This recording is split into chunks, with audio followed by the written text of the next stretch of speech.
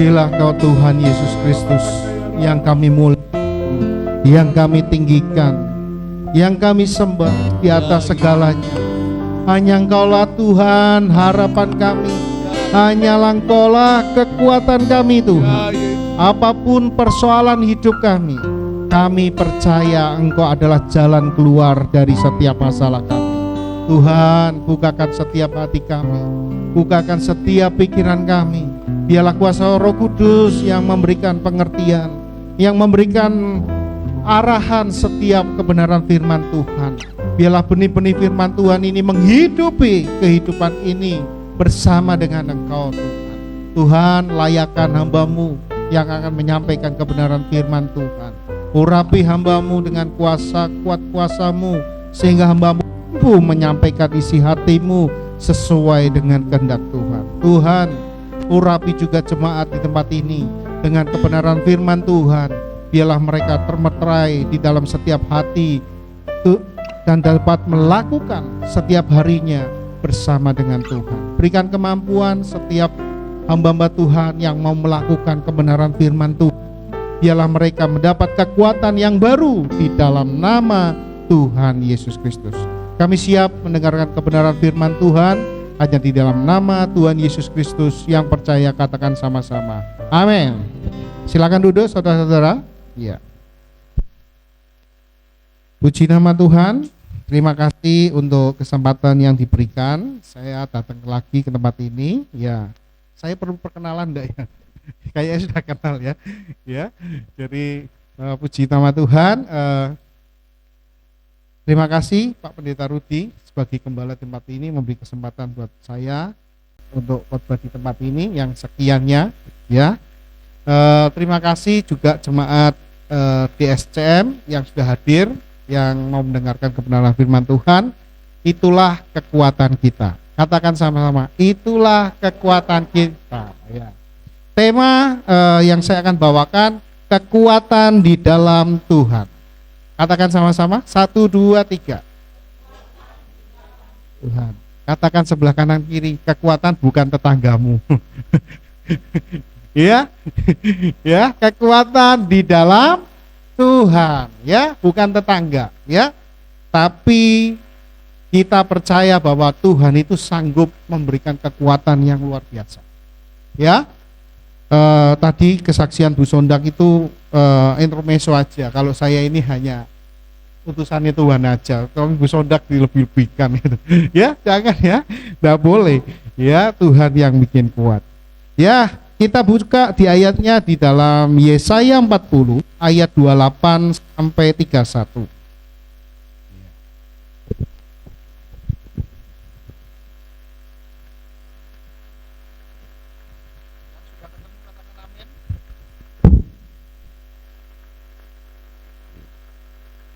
Yesaya 40 ayat 28 sampai 31. Sudah ketemu? Saya tunggu, kalau belum ketemu termasuk saya nih belum ketemu. Ya, mari kita bangkit berdiri untuk menghormati firman Tuhan pada sore hari ini. Kita baca pada hitungan yang ketiga. 1, 2, 3. Tidakkah Tuhan ialah Allah kekal yang menciptakan bumi dari ujung ke ujung. Ia tidak menjadi lelah dan tidak menjadi lesu, tidak terduga pengertiannya. 29.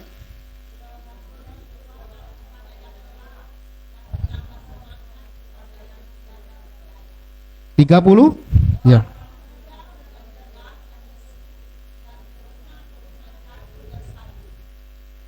Tetapi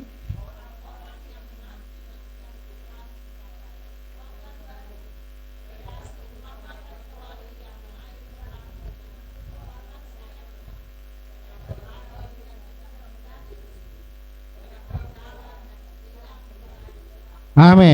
Ya, silakan duduk saudara-saudara. Ya, mungkin ayat ini sudah familiar sekali disampaikan hamba-hamba Tuhan ya. sudah disampaikan, mungkin saudara juga pas baca firman ketemu ayat ini sudah mengena sekali di hati. Betul? Ya, ayat ini sudah menghidupi mungkin ya. Tapi saya akan berusaha menyampaikan ini untuk lebih jelas lagi. Saya akan bedah sedikit untuk ayat ini ya. Jadi ayat ini adalah hal di mana bangsa Israel itu mengalami masalah dalam kehidupannya. Kehidupan bangsa Israel itu di masa pembuangan saat ini di ayat Yesaya ini. Ya, Yesaya ini di bangsa Israel ini adalah menceritakan di mana bangsa Israel yang besar di mana mengalami sebuah penindasan, dan penindasan itu di pembuangan di tanah Babel. Nah, Babel ini adalah yang membuat merasa bangsa Israel itu terbuang dari Tuhan. Memang hidup di dalam pembuangan itu nggak enak. Ya, ya seperti tadi kesaksian Gus Sadak, emangnya enak di penjara? Nggak enak. Di dalam pembuangan itu nggak enak. Jauh dari keluarga, ya, jauh dari semuanya. Nggak enak itu di pembuangan. Nah, ini bangsa Israel itu mengalami seperti itu. Ya, orang yang terbuang itu sakit sekali. Ya, saya tempo hari sedikit kesaksian, tempo hari minggu yang lalu, saya melayani di panti asuhan dan panti jompo, ya, dengan Bu Sondot dan rekan-rekan yayasan. Saya ke sana, melihat orang-orang yang terbuang, orang-orang yang tersisih, yang nggak diperhatikan. Saya sampai nggak tega hati. Ya, seharusnya saya disuruh rekan saya untuk bagi berkat buat orang-orang yang stroke, yang ditinggal sama keluarganya, dititipkan di situ, dan orang tua jompo yang nggak diurusi anaknya, semuanya di situ. Akhirnya saya ibu-ibu aja ya, atau suruh bang, bagi aja bu. Saya nggak tega hati melihat orang yang terbuang itu, rasanya mereka hopeless sekali. Dan saya berusaha menepi sedikit, Tuhan berkati dia. Saya berdoa aja begitu aja. Melihat itu terenyuh sekali. Jadi orang-orang yang terbuang itu memang sakit hati, dan pasti jiwanya itu tergoncang. Apalagi mentalnya gitu ya. Kemarin juga orang yang sudah karat ya Bu ya, maksudnya sudah stroke ya, nggak bisa ngomong, buta lagi Bu ya. Jadi itu yang dialami, seperti penderitaan seperti itu. Nah, bangsa Israel ini mengalami penindasan yang luar biasa, dan dia mempunyai pikiran bahwa Tuhan itu meninggalkan dia. Dan orang di dalam pembuangan itu selalu pikirannya nggak punya pikiran yang positif. Kalau orangnya tidak di dalam Tuhan ya pikirannya selalu negatif. Dan merasa apa? Ditinggalkan Tuhan. Seakan-akan nggak ada Tuhan dalam hidup kita. Ya. Terus apalagi yang dirasakan oleh di masa pembuangan itu? Kehilangan harapan. Dan dalam pembuangan itu pasti harapannya nggak ada. Ya. Tidak tahu apa yang harus saya dikerjakan oleh bangsa Israel. Dan saya melihat bahwa orang yang kemarin di panti asuhan pun rasanya kehilangan harapan, sudah pasrah aja sudah. Tidak ada harapan yang nantinya apa yang akan ke depannya. Rasanya enggak, mengalir saja sudah. Ya. Nah, seperti hilang harapan. Bangsa Israel ini sudah kehilangan harapan. Tanah perjanjiannya sudah lepas, dan tanah kelahirannya juga sudah hilang. Bahkan bait sucinya hilang juga. Ya. Tapi ada kabar baiknya. Di masa pembuangan itu, ya, ada proses yang harus kita lewati. Ya. Hidup ini sekarang ini, tahun ini kalau orang ngomong nggak gampang.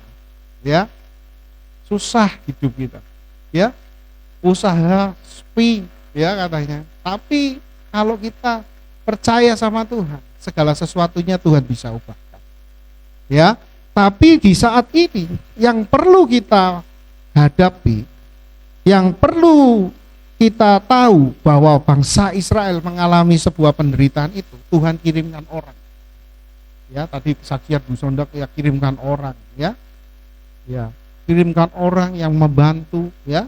Ya, bahkan keluar dari penjara, Tuhan kirimkan orang untuk mengantar kepala rutannya sendiri, ya. Itu Tuhan juga sama bangsa Israel ketika menghadapi penderitaan di masa pembuangan, Tuhan kirimkan Nabi Yesaya. Nabi Yesaya ini untuk apa? Memperingatkan bangsa Israel. Masih ada Tuhan yang bekerja. Makanya di ayat ini menceritakan perikopnya tentang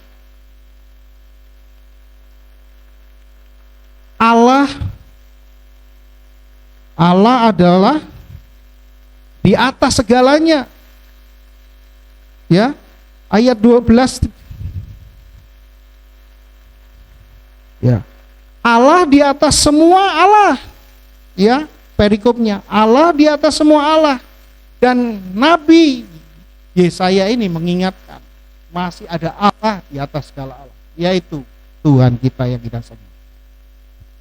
Ya, bahwa tapi Yesaya mengingatkan bahwa dia adalah Allah yang kekal dan tidak pernah lelah. Karena itu umatnya harus berharap kepada Tuhan. Yesaya mengajak setiap di dalam pembuangan yang hidupnya susah, berharaplah sama Tuhan. WLE lo ngomongnya, berharaplah sama Tuhan. Saya sebenarnya nggak usah kok, wes diwakilin semua Pak ya. Jadi itulah pengharapan di masa-masa kita pembuangan. Ya, Yesaya ini memperingatkan bangsa Israel untuk selalu berharap kepada Tuhan. Dia mengingatkan orang di masa pembuangan itu kadang-kadang pikirannya wes tidak karuan. Ya, isinya masalah atau sih dipikir. Apalagi kalau punya utang terlilit pinjol wes muter tetangganya dihubungi nggak Pak? Ya kan, dihubungi semua, susah gitu. Apalagi kehidupannya terlalu pelik dengan masalah ya kehidupan. Wah, tuh, pasti tetangga satu ke tetangga dua diteponi semua. Ya, makanya kekuatan kita bukan karena tetangga, tapi karena Tuhan. Ya, mari kita masuk lebih dalam lagi dalam firman Tuhan ini. Ayat 28, ya, ayat 28.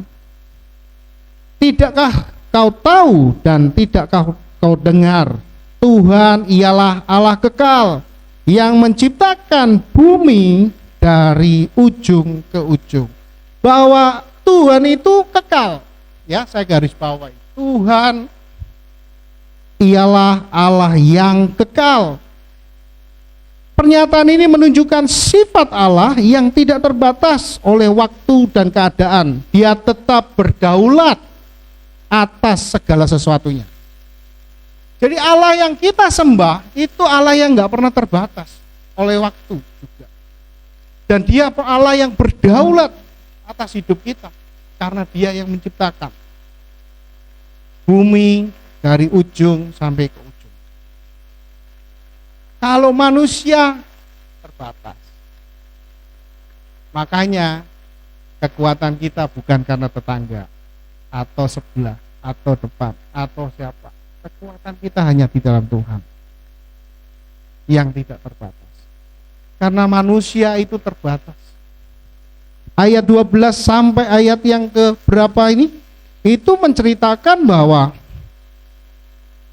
Allah itu sumber dari segala yang ada di dunia ini, yang tidak ada bandingannya. Yesaya mempertegas itu. Dan dipertegaskan di ayat 28 ini. Ayat 28 ini mempertegaskan bahwa Tuhan ialah Allah yang kekal. Ya, kita harus sadar bahwa Allah yang kita sembah itu kekal. Kalau saudara masih menggunakan kekuatan sendiri, itu terkutuk. Karena di Kata firman Tuhan, terkutuklah orang yang mengandalkan kekuatannya sendiri. Ya, apalagi kekuatan tetangganya. Ya, kekuatan sebelahnya atau kekuatan relasinya. Percayalah sama Tuhan. Sampai detik ini saya pelayanan ke penjara sampai sekarang ini bertambah jadi 16 pelayanan. Kalau dulu saya kesaksian di sini 15 ya. Sekarang puji Tuhan, Tuhan tambahkan satu lagi. Dari 42 yang harus saya layani ke penjara. Itu kalau enggak karena kekuatan Tuhan, saya enggak mampu melayani. Ya. Kalau saya dengan 16 pelayanan itu kalau enggak ada kekuatan daripada Tuhan atau kekuatan tetangga atau teman atau sebelah kiri kanan kiri, saya sudah enggak kuat pelayanan sudah. Paling setahun sudah berhenti. Betul? Tapi karena ada Tuhan yang menjadikan saya kuat melayani. Amin. Beri tepuk tangan untuk kemuliaan Tuhan. Jadi ingat bahwa Tuhan ialah Allah yang kekal. Kekuatan kita hanya di dalam Tuhan. Yang kedua, saya bedah. Dia tidak menjadi lelah dan tidak menjadi lesu, ya. Ayat yang ke 30, saya loncat ya. Ayat yang ke-29 ini, ayat 28 ya. Selanjutnya, ia tidak menjadi lelah dan tidak menjadi lesu, tidak terduga pengertian Tuhan. Kalau kita menyadari bahwa Tuhan adalah Allah yang kekal dan kita hidup di dalam kekuatan Tuhan, kita ini hidupnya tidak akan letih lesu, semangat. Melayani pun semangat. Saya senang sekali ketika ditambahkan pelayanan. Saya bukannya tambah sedih dengan pelayanan yang ada. Saya serahkan semua pelayanan dengan kekuatan dengan Tuhan. Ya, saya semangat sekali melayani ke penjara. Saya nggak pernah absen juga pelayan ke penjara. Saya berusaha memberkati jiwa-jiwa yang hilang dan mengembalikan kepada jiwa-jiwa kepada Tuhan. Itu tugas kami. Nah, dia tidak menjadi lelah dan tidak menjadi lesu. Berbeda dengan manusia yang terbatas. Manusia itu gampang lelah. Ya. Apalagi sekarang ini ya, saya umur sudah 48. Kalau bulu tangkis itu kaki saya sudah mulai sakit, Pak. Ya, itu menandakan umur saya berarti sudah semakin tua. Bahkan kekuatan saya terbatas. Dulu kalau masih muda main bulu tangkis, jumping-jumping nggak apa-apa. Besok bangun tidur bulu tangkis lagi nggak apa-apa. Tapi tambah umur, ini dengkul saya sakit, ya. Tambah sekarang kalau main bulu tangkis sekarang pakai beker saya. Waduh, berarti Tuhan, ini tambah usia ya saya. Ya, itu menjadi keterbatasan kita, tapi Tuhan tidak pernah terbatas. Allah tidak pernah kehabisan kekuatan untuk apa? Menolong kita. Kalau manusia kekuatannya terbatas untuk menolong kita. Hari ini ketok tetangga, hari ini dibantu. Besok ketok lagi, coba saudara membantu. Ya, iya, iya kan? Belum tentu. Jadi jangan berpatok dengan sebelah. Serahkan semuanya sama Tuhan. Karena kekuatan Tuhan itu enggak terbatas. Saya melayani ke penjara, jangan khawatir Pak. Saya 2 orang aja saya layani. Ya, jauh-jauh ke Pamekasan, ya. Pamekasan itu perjalanan 3 jam. Ya, kalau nggak macet. Ya. Kalau macet bisa 4 jam. Yang datang cuma 2 orang. Saya layani. Dan saya tidak lemes, tetap saya semangat. Karena apa? Yang saya layani jiwa. Ya.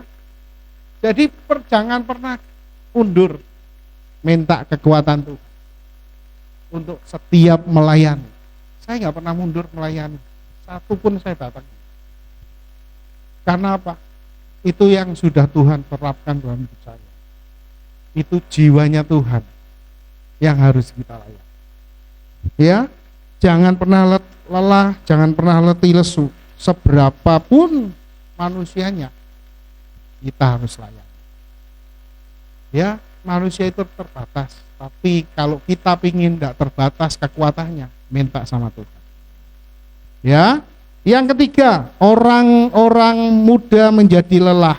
Nah, ini kekuatan manusia ini seperti orang muda yang gampang lelah. Kekuatan manusia sekalipun sedang dalam terbaik, ya, di masa puncak-puncaknya, muda itu semangatnya luar biasa, ya. Pasti ada titik terendahnya, capek juga. Ya. Ya, kalau olahraga, ya bicara olahraga aja ya. Saya dulu masih muda main bulu tangkis 3 set, 4 set enggak capek, ya. Tapi ya kadang-kadang kalau ketemu yang lawannya berat ya capek sekali gitu. Itu muda. Apalagi kalau sudah tua ya, ketemu yang lawannya berat sekali, tambah capek sekali. Nah, itu seperti itu, kekuatan orang muda pun bisa jadi lelah. Ya. Kekuatan manusia sekalipun dalam kondisi masa terbaik tetapi memiliki terbatas. Terbatas. Jadi kekuatan kita mengandalkan manusia, tetangga maupun teman, relasi, hubungan, tidak ada batasnya. Terbatas semua.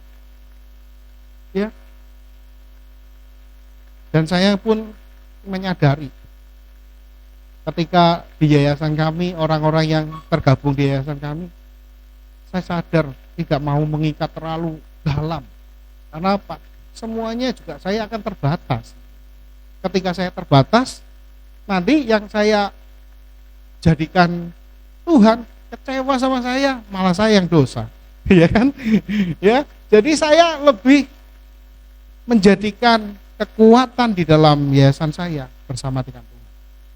Saya tidak melihat seberapa yang ikut dengan saya. Yang ikut pelayanan sekarang Pak, penjara cuma 5-6, tapi setia. Itu yang Tuhan inginkan.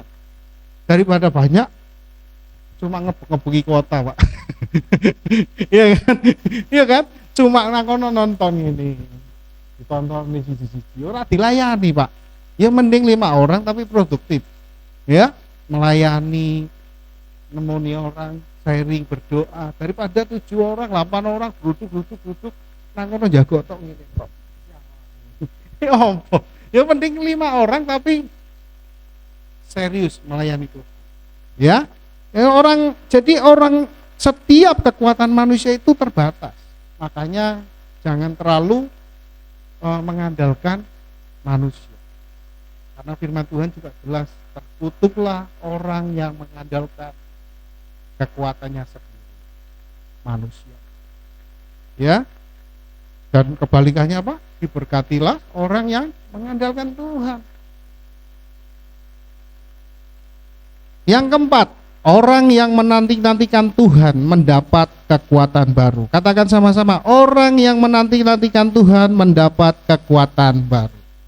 Ya. Amin, ya, puji Tuhan. Jadi kita menantikan, itu bahasa Ibraninya kava, ya, berarti berharap dan bergantung sepenuhnya kepada Tuhan. Jadi nggak lepas dari hidupnya bersama dengan Tuhan. Apapun kondisinya, tetap berharapnya sama Tuhan, bergantung, ya, mengikatkan diri dengan Tuhan. Kalau basa Jawane manunggal ya Bu ya. Manunggal ya. Manunggal bersama menjadi satu. Ya. Nah, burung Raja Wali itu menggambarkan kekuatan yang luar biasa. Saat menghadapi badai, Raja Wali menggunakan tiupan angin badai untuk terbang lebih tinggi. Begitu juga kita ini sebenarnya kalau ada masalah harusnya kita bersyukur. Berarti Tuhan masih memberi kesempatan kita ada karya dalam hidup kita untuk ada mujizat yang akan kita terima. nek anteng-anteng tok adem ayem tok kok jojok nyemplung jurang. Ya kan? Mending ada masalah tapi Tuhan bekerja dan menolong kita daripada nggak ada masalah. Ya. Makanya kalau ada masalah ojo protes. Ya, kalau ada jangan protes. Tapi syukur sama Tuhan. Ya. Maksudnya kita sebagai orang percaya bersandar kepada Tuhan Yesus Kristus yang dijanjikan menerima kekuatan baru untuk menghadapi masalah seberat apapun. Ya, ayat yang ke-30. Ayat yang ke-30.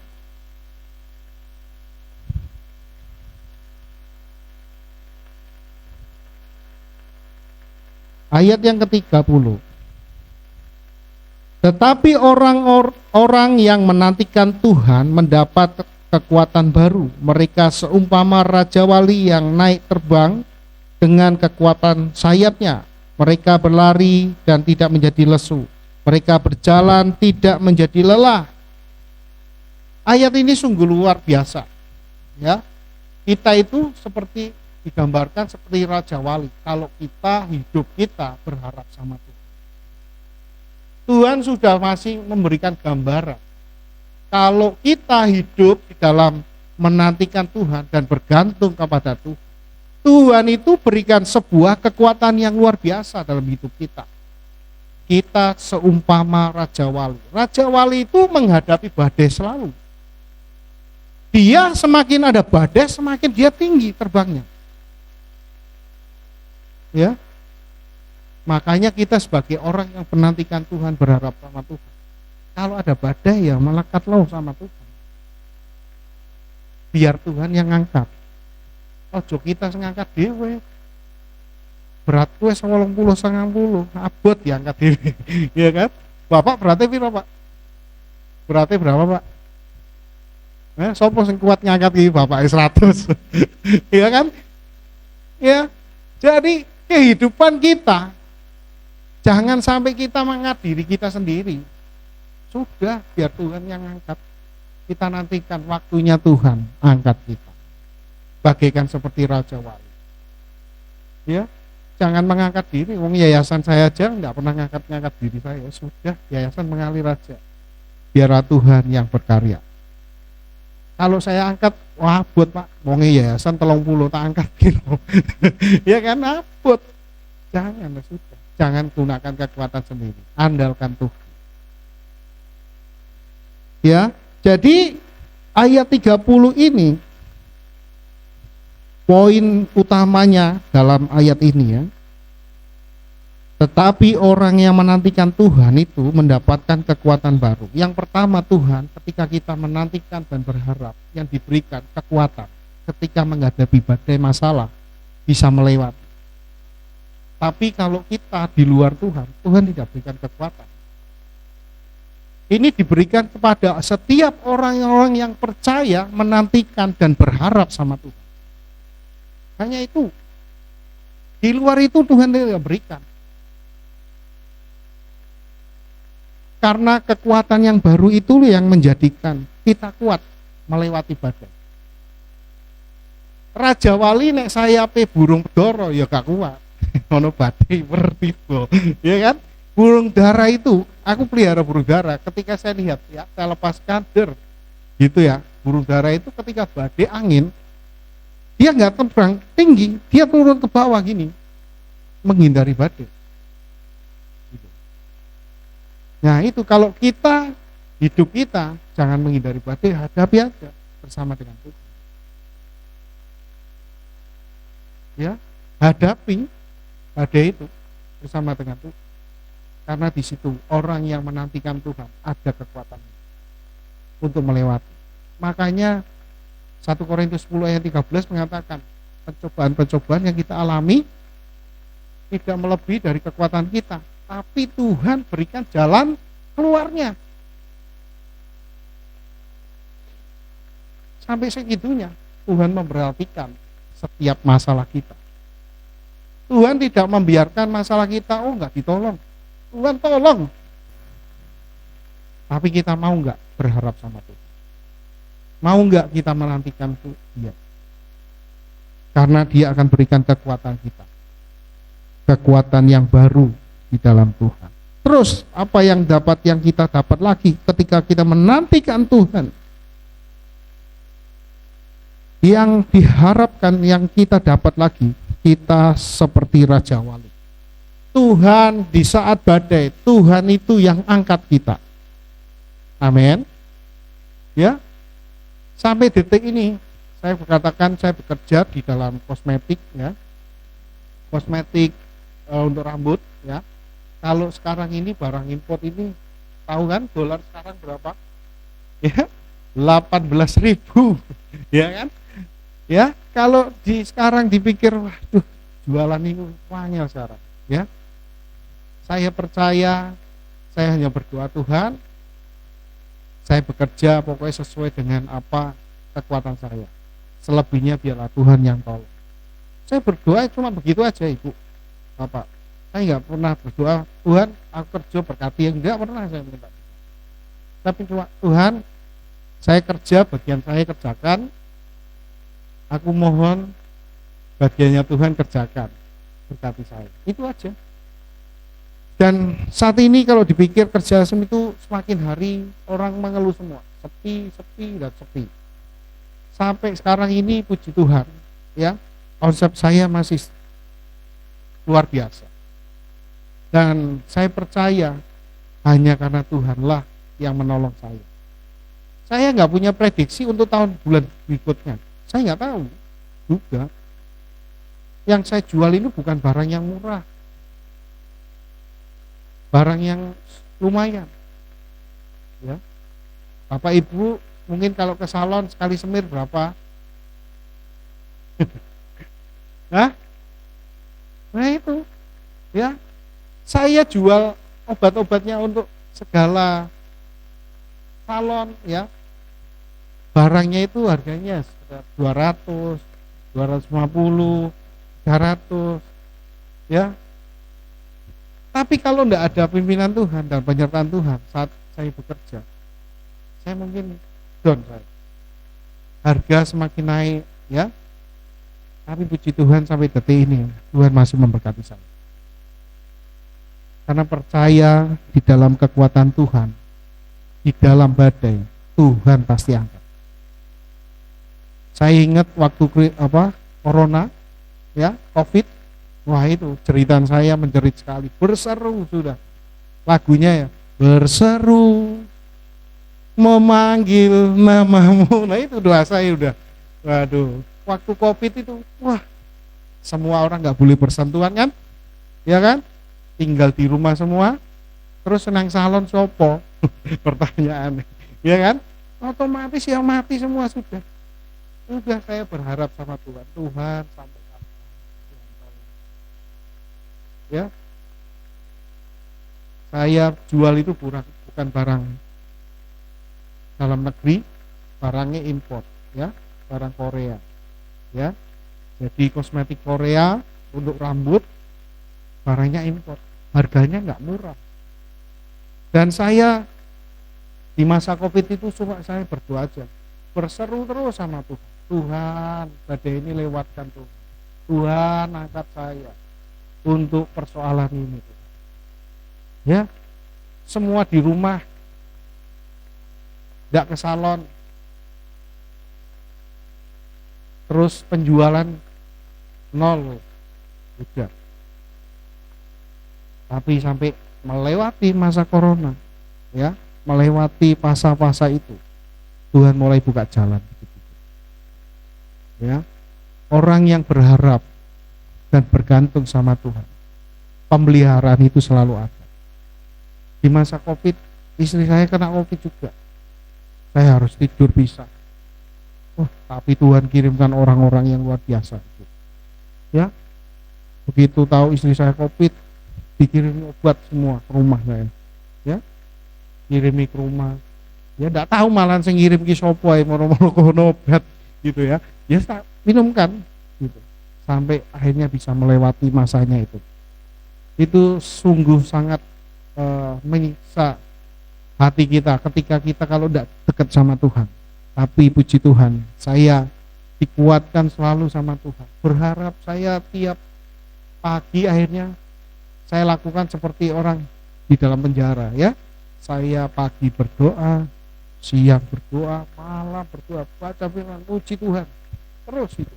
Selama pandemi di kamar itu saya lakukan gitu terus. Ya, tapi pertolongan Tuhan itu luar biasa. Nyata ketika kita orang-orang yang berharap sama Tuhan. Sampai akhirnya masa Covid itu berhenti, penjualan saya langsung naik. Turut sampai detik ini saya menikmati buah dari Tuhan yang penuh. Ya, ketika kita berharap sama Tuhan, Tuhan yang angkat, bukan kita yang diangkat sendiri. Tuhan yang angkat. Kalau ngangkat diri kita itu berat, Ibu. Bapak. Izinkan Tuhan angkat kita masing-masing. Melihat kebaikan Tuhan. Ya. Selanjutnya, apa yang kita terima lagi ketika kita benar-benar menantikan Tuhan? Ya. Mereka berlari tidak menjadi lesu. Mereka berjalan tidak menjadi lelah. Kalau kita berharap sama Tuhan dan kita menantikan Tuhan, itu Tuhan akan bikin sebuah percepatan dalam hidup kita. Amin. Sebuah terobosan, terutama terobosan hal yang lebih dari sebelumnya.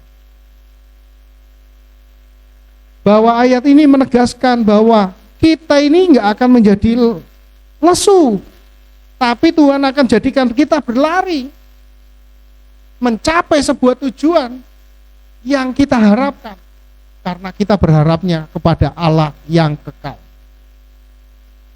Makanya kita selalulah bersandar kepada Tuhan, jangan bersandar kepada manusia. Ya, kekuatan kita yang baru itu hanya di dalam Tuhan. Bapak Ibu, nggak ada yang lain lagi.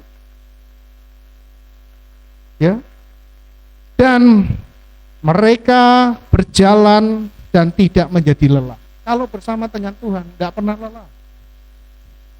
Ya, saya pelayanan ini ya, pernah pelayanan 1 minggu pun lupa.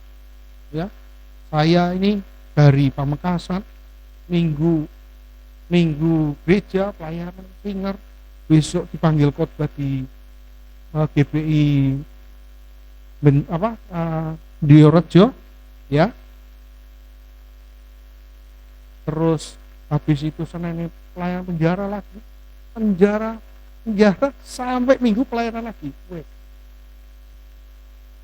Rasanya setelah selesai semua, saya suka cita banget. Ternyata Tuhan itu memberikan kekuatan. 1 minggu pelayanan nggak habis, ternyata nggak capek. Ya, tambah sukacita saya. Jadi itu yang menjadikan kita itu, kalau kita selalu berharap sama Tuhan, Tuhan itu selalu memberikan kekuatan. Saudara nggak usah pernah ragu lagi dengan Tuhan yang kita sembah, karena Tuhan yang kita sembah itu Allah yang kekal, yang selalu memberikan pertolongan dan memberikan kekuatan ketika kita lemah. Kalau menggunakan kekuatan 1 minggu pelayanan, yuk gak kuat, lelah juga. Tapi Tuhan berikan kemampuan untuk melewati semuanya 1 minggu. Dan pelayanan ini bukan dekat-dekat loh, 1 minggu. Ya, ke Pamekasan, ke Kediri, Bojonegoro, Probolinggo, ya, keluar kota semua. Sabtu hanya Minggu aja di gereja, ya, gereja pelayanan singer, udah singernya pagi lagi, bangunnya harus pagi lagi, ya. Itu yang saya rasakan. Tapi ketika selesai semua melayani, rasa sukacita, damai sejahtera itu selalu Tuhan berikan. Makanya kalau kita menantikan Tuhan dan kekuatan baru, yang kita terima sukacita, damai sejahtera bersama dengan Tuhan. Apapun kondisinya, berat apapun, kita bersukacita. kita bisa melewati. Amin. Wong pandemi aja bisa dilewati. Amin. Buktinya sampai sekarang ini Tuhan, sampai detik ini Tuhan masih menyertai kita semua, masih memberkati kita semua, masih memberi kesehatan semua. Ya, mari kita bersyukur sama Tuhan. Ya, aplikasi dalam kehidupan yang kita harus lakukan. Ya, tetap berdoa walaupun jawaban belum datang. Ya, berharap, selalu berharap aja sama Tuhan. Ya, tetap kerjakan.